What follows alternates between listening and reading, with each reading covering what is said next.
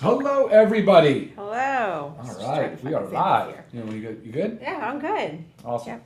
Hope everybody had a wonderful weekend. Scoot into that frame for me. Am I too far out? Okay. Happy Monday. Thanks everybody for joining us. I feel like I'm hiding behind our big protein bags.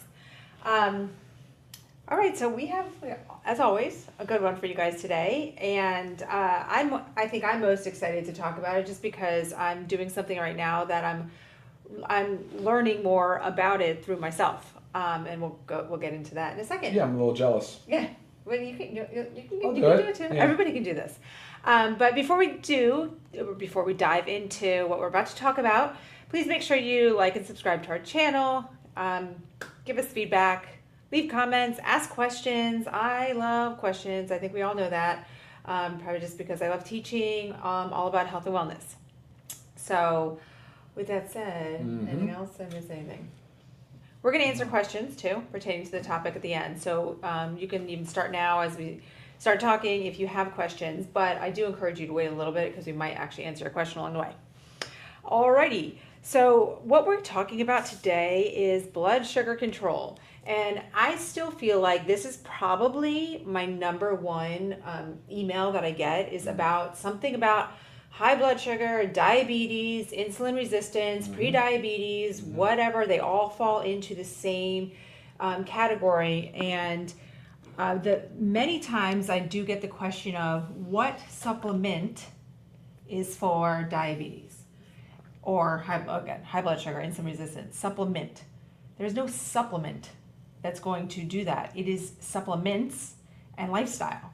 That's what it comes down to. And I really want to dive into some of the things that you guys might not think about because obviously diabetes, high blood sugar, this is no secret, right? It's very, it's talked about all the time. And do you even know statistics of how many people actually have it? Yeah, it's a lot. It's a ton of people.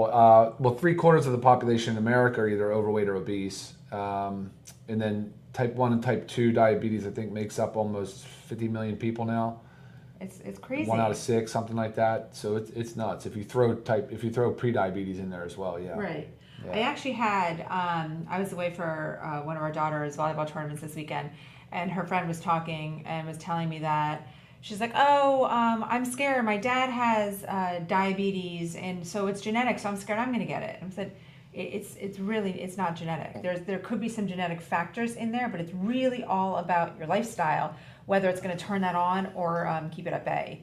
So, I hate hearing that kind of stuff because I don't want anybody to ever think that they're doomed because somebody in their family has something. Yeah. Well, the new thing is these pediatric endocrinologists, right? Yes. They're seeing more cases of diabetes in children, type 2 diabetes in children than they've ever seen. I can imagine. So. Well, what about the podcast we just listened to? What were they saying? 1 in 3 was it pre-diabetes or diabetes for teens? Do you remember? Like that, right. 1 in 3. These teens walking around is diabetic or pre-diabetic. That is scary. So yeah, let's go. Let's dive in. Let's get in. Okay, so blood sugar control, the hidden key to energy, fat loss, and appetite. And honestly, all in all, the hidden key to aging, I swear. We're going to talk about, again, how lifestyle habits and targeted supplementation support healthy glucose metabolism. So just getting off, why does this matter? Why does blood sugar matter? Most people, and this could be you out there, most people think paying attention to your blood sugar only matters if you are diabetic or if you're in that pre-diabetic range on your way to diabetes. And I want you to understand that is so not true. Yes, of course, it is extremely important for those that are already diabetic to focus on it, but it is so crucial for every single one of us out there to be paying attention to our blood sugar and our body's response to everything we do, specifically food, right? Yeah, exactly. And this really affects our energy. So these kind of like midday crashes that we get, maybe we feel super tired after we eat, kind of thing. Cravings, like we said, fat storage, which is important. Our mood, our sleep quality, and long-term metabolic health. So really, the body functions at its best when blood sugar is stable. And I always refer to this too when we talk about blood sugar. I've always said, if you guys have been listening for a while, I talk about we don't want peaks and valleys. If you want to think about it on a chart, We want rolling hills, right? That's what we want. Our blood sugar is going to change in response to things that we do. It changes in response to sleep, stress, food, movement, whatever it is. But we don't want these things. That's what sets our body haywire. We want little nice rolling hills in our blood sugar response. You guys see a question? Yeah, but keep reading, because it doesn't. We can also answer as we go, and that might lead me into talking about some other things. So when blood sugar rises quickly, right, there's our peak. Insulin rises, fat burning slows way down, hunger returns sooner, and your energy crashes. Like I said, it crashes following all that. So, and I want you to think, when we're talking about this, the goal is not like carbohydrates. Carbohydrates are not the sin. The goal is improving how the body responds to them. And that's what I wanted to change here. There's so many of us that think, now I'm not going to knock keto. Keto is a wonderful thing, and it really does. Yeah. Oh gosh, it helps so many health conditions in people. If somebody's gotten some disease state and you switch over to keto, you can have dramatic benefits. But for the average person out there, you don't just need to stop eating carbohydrates. It's about how you eat them, when you eat them, what you do with them. And again, we're going to get into that. Yeah, and you need a lot less carbs than you think, right? I mean, Yes. it's kind of funny that people think they need to carb up, and it's just... Right. Don't need to carb up, you don't need to carb load, You don't. but they are important because they're a fuel source. But again, like you said, we don't need that many. And remembering that carbohydrates are fruits, vegetables, beans, like all this stuff is a wonderful source of carbohydrates. We don't need to just go for the bread and the pasta and stuff like that. Yeah, no kidding. Exactly. So, and this has a lot to do with too, like modern health. Like we are learning. I mean, science is forever changing, evolving, not just changing, evolving. And we learn more and more. And one thing we're really learning more and more about is metabolic health. And it's that blood sugar response is not determined by what we eat, like we said, but it's how we eat and what surrounds your meal. Okay, so and this is all going to lead into it. So my story, so as I want to talk about, because this is what made me want to really pull this topic today. So I am wearing a continuous glucose monitor. And those that are diabetic typically wear one. It's to monitor their blood sugar on a regular basis, right? And it's very important for them that they don't get hypoglycemic or hyperglycemic. Now for me, this one is specifically for those that do not have diabetes. You actually have to sign the forms that it's, this is for health and educational purposes only. And I really love, I love that, because I do feel like every single one of us out there, and this is not something I'm going to do all the time. I've already worn it for, I think, 10 days, and I'm going to do it for the month. And then, I learned a lot about my body, and I'll have repeat check-ins, throughout my year. But this is my first time doing it. It's been something I've been wanting to do for a very long time. And why? Because the more you know about your body and your body's response, and each body's different. So I can't tell you my specific responses are going to be matched to yours, because our bodies are different. So that's why I encourage everybody to do it and know your own numbers. So lifestyle strategies that improve blood sugar regulation, and this is really what I'm seeing too with my numbers. And I find this crazy because it's so easy to tweak. But let's talk about eating order. Okay. Yeah. Okay? I'm so curious about this, because I've actually been wanting to hear more about what your experience has been so far. Right, because I feel like since I've been wearing it, I was gone a few, so we haven't really actually talked about it together, to be honest. I say eating order matters. Now, what I mean by this is you're referring to your fiber, carbohydrates, proteins, fats on your, let's just say, dinner plate. So what happens when you eat on an empty stomach, which this is typically when we're eating our meals, we're hungry or on an empty stomach, glucose enters the bloodstream rapidly. So our goal is to eat the protein and fiber and fats first. So say you're looking at your plate, and you have your broccoli, drizzled with olive oil, and you have your chicken breast, and then you have a sweet potato.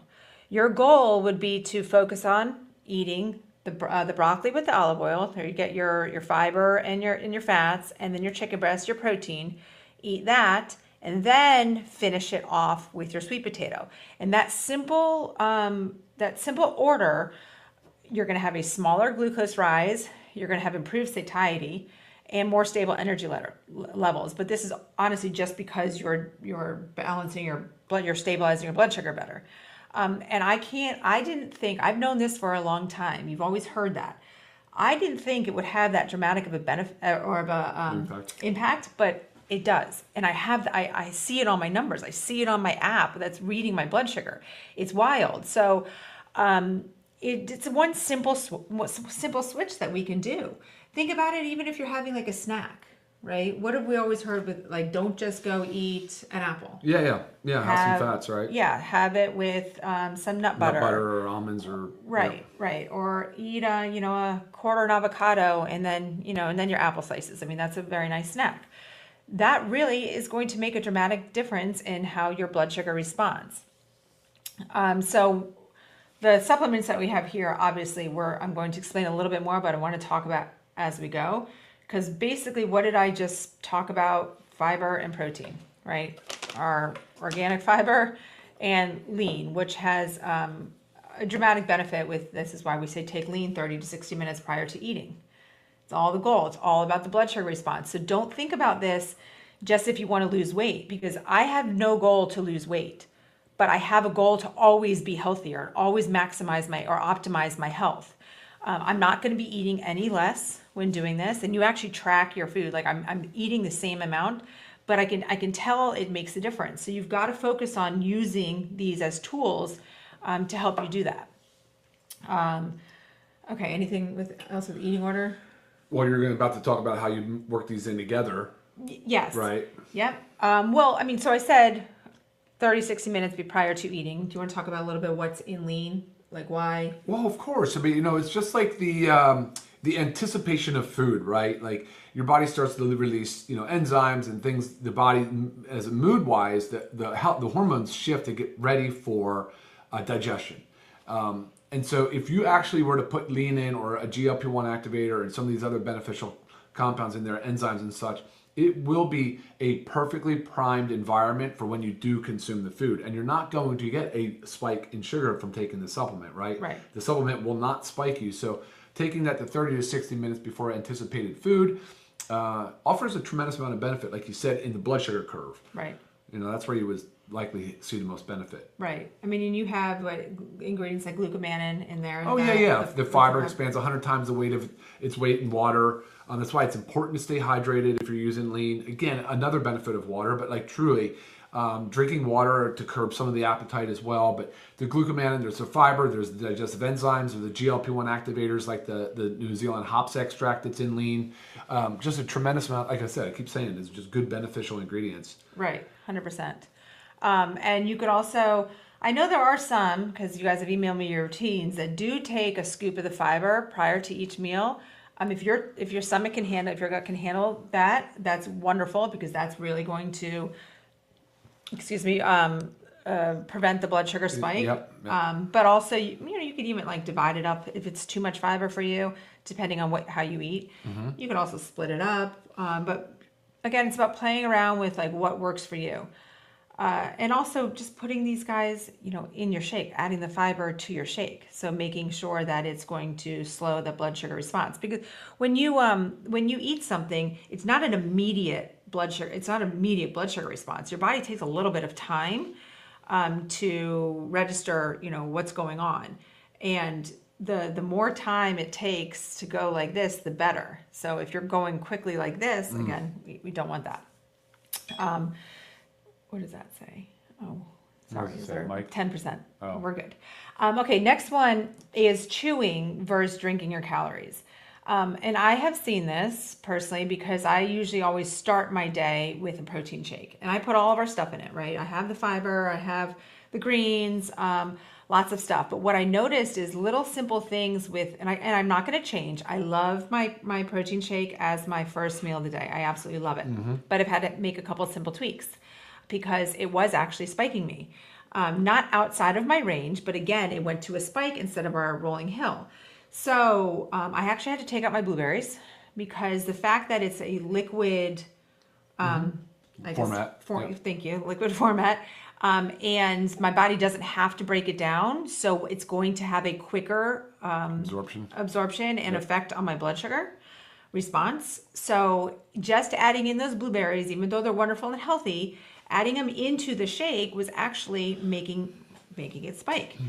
So I needed to take those out, and I put in a tablespoon of MCT oil because currently I actually don't have any fat added to my protein shake. Now, if you use like a whole milk or a whole yogurt or an avocado or half avocado, quarter avocado, that's all great too. Me personally, I realized I didn't have any fat into my shake, and so doing those two things had a dramatic effect.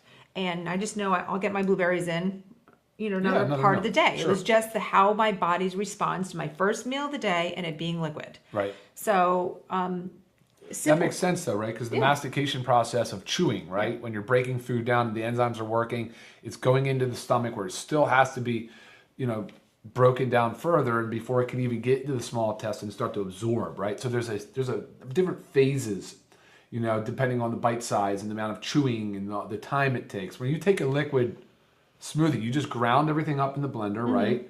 Made it far more soluble. All of it goes down basically very smoothly, very quickly, absorbs readily. Yep. Yeah. Yeah, I mean, you could even use one of the protein powders simply in water and use that before your meal to get that extra protein in to slow the response of your meal. Because a lot of times I've heard you guys loud and clear say it's hard to get the protein in.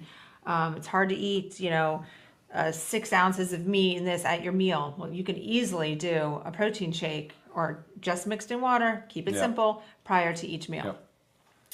So are we offering suggestions on what to do though? Because we're not telling people to stop taking their protein shakes, right? No, that's what I just said. It is 100% my first meal of the day. It's going to stay that way. You can add the oil, right? Or a healthy fat, but those healthy fats are coming from, again, avocado oil. You can even do olive oil. Olive oil is so good for you. Yep. Nut butter, right? But I said also if you do a whole milk, because you have the fat in there, so incorporate a fat. Take the lean. Take lean and make sure you have your fiber in there. And fiber, Make sure you have it in there. It's super, super important. And if you put fruit in there, just if this is your first meal of the day, because I think that's more dramatic, just watch the fruit, right? So personally for me, I pulled out the blueberries and I will have them later in the day. But my breakfast is not changing. I like my routine and I love drinking my protein shake. And I like that I can get all the powders in, like the collagen. It's great. My second dose of creatine, it all goes in there. Okay, so even collagen, collagen can help slow the absorption. So don't forget about that one. Another one, and you've heard us, we've talked about this, movement after eating, right? Sure. We talk about whatever it is, whether you want to move around, dance in your kitchen, or if you want to go for a mile walk or do air squats. I mean, whatever it is, this has had such a dramatic effect, and I've seen it too because a lot of times I'm eating on the go. If I'm taking my kids here, like I'm eating dinner sitting in my car, and I'll notice even if the same meal, if I'm just still sitting in my car after I'm done and I don't do anything, and then my daughter gets in the car and then I'm taking her home, I'm not moving. It's not like a crazy spike if my meal is nice and balanced, but it goes up higher than it would if I eat it and then move right after. So, and it's a great thing to do. We've always said as like families, after dinner, get up and walk. If you're at the office, grab your buddy on the desk next to you and just go for a walk. I mean, it's... How long after postprandial, right? After food, how long after food do you see your blood sugar spike? Is it 15 minutes later? It's somewhere between, 15, 20 minutes. Yeah. So you want to, but let's talk about why this happens too, because I don't even know if I have a note to talk about this. I don't think I do, but muscle. Yeah. Muscle plays a very big role in how your body responds or how your blood sugar responds. So if the contraction of the muscle helps remove the glucose from the bloodstream. Yeah, it's way more metabolically active tissue. Yes. So more muscle helps and movement helps. Right. So you eat dinner, you move, you go on your walk. Say you're not going to, you know what? It was funny. I'm just going to give another example. I was away this weekend for my daughter's volleyball tournament. We had a big team dinner. I was very full, but I needed to go to bed because we had to be up really early. Yeah. And I asked the front desk because I hadn't seen like staircases. And I was on the 17th floor, and I was 100% about to walk up to the 17th floor in the stairs. Mm-hmm. And they said, I'm sorry, our stairs are only outside. They're just for emergency use only.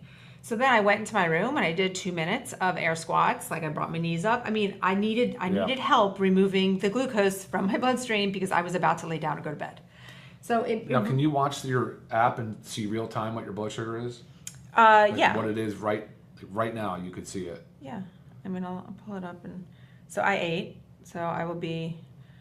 So if you can see, I'm at 118. Okay. My top range that it recommends for me is 140. My bottom is 70. So mine is up. It's a little bit up, and it says it's steady. So I'm done climbing from my breakfast, from my shake, and I'm going to be steady. And then eventually I'll start going down, and I will be low again before it's time for me to have lunch. So it is very cool. It really is. So make sure you move. I wrote it here. I did write it. Muscle is essentially acts like a sponge, absorbing the glucose. So think about that. I mean, who cares if you have to stand up at your desk at work and do 50 air squats right on side? I mean, if you're actually lead by example, like don't be embarrassed by it. Encourage someone to ask me what I'm doing and why, so it doesn't look so silly, and then you can educate them. And the effect does not require intense exercise. Nothing intense, no craziness. Just move. A 10-minute walk. It's wonderful. Yeah. That's good advice. And then sleep and stress influence blood sugar. I haven't noticed this personally as much. I don't feel like I've been very stressed. You might think I have been. But travel volleyball, travel. That's enough to drive you nuts. Yeah, and sleeping. Man. I will say sleeping out in the hotel room 3 nights, when I woke up, my blood sugar was a little bit higher than it had been at home. So those are little things. But again, if you're already running high, if your blood sugar is already high, and then these little simple things, I mean, it could have a super negative effect. So focus on your sleep. Your stress hormones rise, blood sugar levels, even in the absence of food. So just remember that. And poor sleep often leads to increased glucose levels. And another quick, simple example is I had our overnight oats, and I had a different glucose response each morning that I had them this weekend. And the morning after, I slept really bad my first night. I feel like the first night in a hotel room, I don't know why, it's just horrible. I slept horrible. My blood sugar response that next morning was higher for the overnight oats than when it was when I actually had a decent sleep. So, they all kind of go hand in hand. You got to work on both. And don't forget how we have our ultra magnesium complex that really helps with our stress response and relaxation. Never underestimate the power of vitamin D in this process as well. Okay. Real quick question though, so this person with type 1 diabetes can also take these products as mentioned. Yeah, 100%, that's the whole idea. Type 1 diabetes, you're gonna absolutely be using a CGM. Type 2, not as common, but typically with type 1, you wanna know real time what your blood sugar is doing. So yeah, they're very disciplined. Type 1 is very disciplined with blood sugar control. Yeah, they have to be. So we want the goal in all of this is supporting our glucose metabolism daily. And really, guys, it's helpful. This has been an eye-opening experience to me, how these simple little tweaks with eating the same foods and making sure I'm eating the same calories. I mean, you could have, I bet you there's the study on this, but 2 twins, and they're eating the same foods but different ways, and the twin that's maximizing their blood sugar response, that's optimizing it, should I say, would be leaner, would be metabolically healthier. So again, little tweaks. For sure. It doesn't come from one perfect meal. It doesn't come from one supplement, right? It results from consistently supporting the body. That's huge. So remember, when you ask that question, what supplement can I take for diabetes? I'm never going to tell you a supplement because it requires a whole lot more than that. And unfortunately, the reason we're seeing so much the rise in diabetes is our modern lifestyle. Yeah. Reduced muscle mass, chronic stress, high inflammation, convenience processed foods, and nutrient depletion, which they all impair glucose regulation. So you've got to focus on it all. Yeah. And it might sound like a lot and overwhelming, but just start small and build upon it. It's not. I promise you. You're going to build a wonderful lifestyle. It really, and then it's easy. Yeah, the information is power in this case, right? I mean, a lot of what surrounds this pre-diabetes and diabetes thing is education around the continuum of care model. How do we interrupt it? How do we stop it? How do we alter the path? because it is over a long period of time, right? Of running your at insulin resistant levels or building insulin resistance, right? Yeah. Over many years. Yeah. Usually, sometimes. And then into obesity, then the floodgates sort of open and it becomes just a free for all for chronic disease. Like, truthfully, it's like a gateway disease in a lot of ways, right? Because then it leads the path down for totally uncontrolled hypertension, high blood pressure, and then runs into the neurodegenerative stuff, which they call type 3 diabetes. So that's your Alzheimer's, your Parkinson's. It runs the gamut in cancer care. So it really becomes. It's almost like neglect, that early stage of neglect around blood sugar control. And again, I think a huge part, like modern lifestyle for sure, but just people not really thinking about it because the food system has been so hijacked. Yeah. So it's not easy, but at the same time, the information the information that you need to make better decisions is like grade school level. It's not like advanced stuff, right? You don't need to overthink it. You don't need to you don't need to know everything about each macro and how much of this or how much. I mean, that can come later, but in early stages, it's just being more aware. Right. So I have some, and this is an interesting question or comment question. She says, I think it's she. I don't get it. All I hear is lose weight and your blood pressure and blood sugar will go down. I've lost 30 pounds. My blood sugar and blood pressure and sugar are more out of control than ever. But so I actually didn't say anything in here about weight loss. Weight loss comes with as your body heals, but it also depends on like how you've lost the weight. Is your inflammatory response high? Are you like chronically inflamed? Are you nutrient depleted? Are you totally stressed out? Is your sleep horrible? And are you still eating foods that don't support a healthy blood sugar response? I mean, those are the things that will cause weight loss. So think about weight loss as like a beautiful side effect. I don't like the whole concept lose weight, like if your doctor says lose weight and this will happen, because it doesn't necessarily fix the metabolic process. For some it does. Of course for some it does, but it doesn't have to be that way. So really the goal is going back to the root cause, addressing inflammation, which I pulled out our factor 4 and our black seed oil, which are very potent for that. Increasing muscle mass. Yep, creatine, amino acids. Creatine and amino acids. Perfect. Right. Supporting the gut health. That's right. Probiotic. And of course the fibers in there too. Yep. And then slowing the glucose response by everything that I just talked about today. Yeah. So take it from another level. We have to go from a root cause approach and then know that weight loss will be a beautiful side effect. But if you're chasing the symptom, which is like weight gain, right? You're never going to fix what's going on in the middle. Yeah, body composition is another thing you could think more about too when you're talking about weight loss. Right, which is meaning improving your body composition by increasing your lean muscle mass. And in turn, your body fat percentage will go down. So not just the number on the scale. That was great. I'm glad you said that because I'm sure this frustrating. Kevin asked a good question about the meal replacement we're bringing out as the overnight oats. So since oats are carbs, what have you noticed in your blood sugar measurements? I mean, have you noticed a big spike from that? It was because not it's good with protein. It has, first of all, it's balanced with protein and fats. Yes. Just so you understand. It was not a big spike, but it did go up more than when I had like a plate of broccoli and again, it's and sort of chicken liquid breast. form though, right? Think about it. It's already sort of partially soaked. You're chewing a little bit, but not much. Right.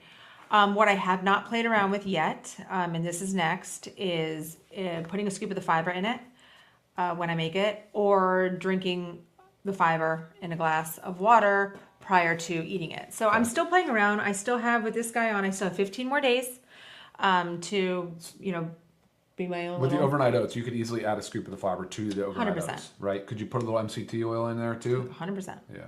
Yeah. You could even, you could jazz it up even more than it is. You can sprinkle some nuts in there. You can put a tablespoon of almond butter and mix it around. There's many, many ways to do it. But the spike, again, because you have the fiber from the oats and the high protein content, it wasn't it didn't give, one of the apps that connects with this actually scores you. And it wasn't a bad score. I think I had like a 6 out of 10, but I think my broccoli and chicken was like an 8 out of 10, which is kind of funny. Yeah. I was overall, knowing that it's a carbohydrate, I was impressed by my response to it. Cool. And somebody did say in here early up, are carbs essential? They're not essential. But you will notice that they, having some carbohydrates in your diet will help with your energy, but not necessarily for everybody. you ever going to create a diabetes supplement from Christopher? Well, a lean checks that box. Yeah, lean is as close as you're going to get to it. But when I said like it's never going to be one supplement because you cannot get all of this into one. You just can't. You cannot do it.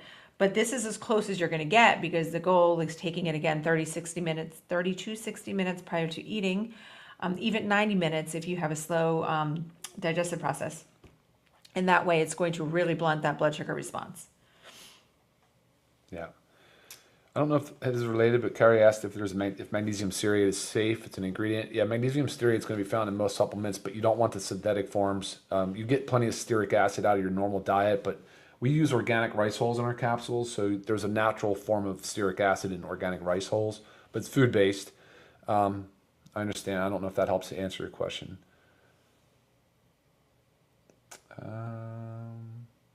Just flying down through these. Yeah, no, I mean, I love questions. I love your guys' comments. It's hard 'cause it's Is the in our product on the website already? Everything we have here is on the website. The meal replacement, the overnight oats is not. It's not yet launched. But yes, everything you see is on the website. Cool. Yeah, very nice. So make sure you guys, take this, practice a lot of it. Practice it all. I mean, lean, berberine, and cinnamon. Well, berberine is in lean. Yep, we have berberine in there. There you go. And cinnamon is wonderful. There's cinnamon here. Yep. Yeah, we have cinnamon in Ceylon our. cinnamon's in the We have fiber. Ceylon cinnamon in the fiber. So someone was just commenting on the ingredients, but yes, we have them. They're very beneficial for blood sugar. And if you really like cinnamon, I know you do this a lot. You put it in your coffee. Yeah. We'll just top the coffee off with Ceylon cinnamon. Yep. So, so build you guys a strong foundation with your supplements. Keep the inflammation down. Follow these little tips and tricks, and if you can, wear a continuous glucose monitor so you can learn about yourself. Specifically, this one is levels. It was is it Casey? I was confused. Callie. Okay, it's Callie Means's program. She developed it a long time ago, and it's always been on my radar. It's actually it was only available for like functional medical clinics because the demand. Yeah, I think it's Casey Means. Yeah. But check it out. You can also ask your doctor if they can they can order you one from your pharmacy. It won't give you the exact content that I'm actually getting from my apps here, but it's still programmed differently. Yeah. Hey, final note on that though, to throw around just CGM, the continuous glucose monitor, there's a lot of people in the mainstream medical system that don't agree with that approach. They think that the data is overwhelming for people. They're not sure how to interpret it, and they don't get proper coaching, so it's sort of useless. I don't know. I mean, I think that is very true, but that's why I also think the Levels program is worth it. It's also very costly. Yeah, but I mean, you don't have to do it forever. So Right. I paid for the app for a year, Right. and I ordered two Sure. monitors. Right. And again, it's just to learn yourself, but it can be overwhelming. But it does guide you. But a lot of the tips you're sharing can be universal, right? Anybody they can should adopt be universal. them, right? So 100%. And you know what? Just one more story. When I had first put this on, our 11-year-old daughter, she was like, "Mom, what's wrong? Do you have diabetes?" And then, I had explained to her that no, this is not for diabetes. This is so I can learn about my body. But I imagine a world where everybody's walking around with these on, and you're actually thinking, "Oh, that's cool. They're learning more about their body today." yeah, sure. Not the negative, like, "Oh, shoot, do you have diabetes?" Right. So yeah, hopefully we can get there one day. Maybe. Awesome. So small daily decisions, small daily tweaks, changes, how we eat, how we move, how we sleep, how we support our biology. They all have a powerful impact on our energy, our appetite regulation, our glucose response, and overall long-term metabolic health. Awesome. Right? Yay. Great message today, Lisa. Good job. Thank you for joining us. Thanks for watching, guys. We'll see you next time. Okay, bye. All right, bye.